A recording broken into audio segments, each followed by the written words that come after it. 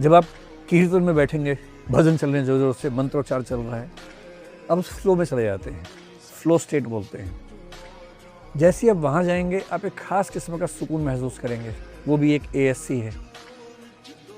Trans का मतलब है कि अब क्रिटिकल थिंकिंग आप नहीं कर रहे इस समय, आप फ्लो में हैं, जॉय में हैं।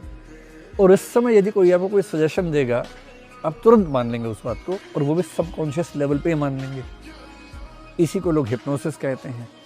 गंदे लोग इसको हिप्नोटिज्म की तरह से यूज़ करते हैं, अच्छे लोग इसको हिप्नोथेरेपी की तरह से चिकित्सा विज्ञान में यूज़ करते हैं।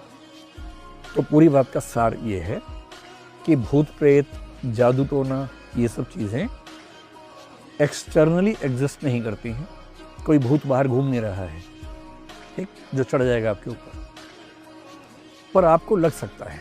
और इसको समझने का सिंपल एग्जाम्पल है, भूत प्रेत महानगरों में नहीं के बराबर दिखते हैं, शहरों में कम दिखते हैं, गांवों में ज़्यादा होते हैं। भूत प्रेत उसी को चढ़ेगा जिसको बचपन से भरोसा है कि भूत प्रेत होता है।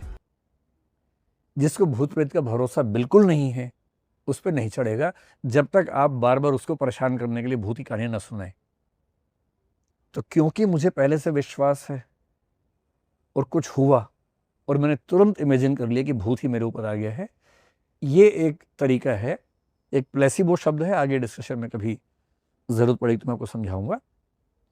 तो जो लोग उसका इलाज कर रहे हैं, इलाज की बात बाद में करेंगे, मोटी मोटी बात यह है कि भूत प्रेत का ऑथेंटिक एग्जिस्टेंस आज तक साबित नहीं हुआ है और मेरे ख्याल से कभी होगा भी नहीं, क्योंकि मनोविज्ञान, न्यूरोसाइंस लगभग साबित कर चुका है कि जब जब किसी को भूत प्रेत होता है, उसके दिमाग के कुछ हिस्से पैसिव हो जाते हैं, कुछ हिस्से एक्टिव हो जाते हैं, इतना ही मामला है। और जैसे वो ठीक होता है, व्यक्ति ठीक हो जाता है। ये बात साबित हो रही है।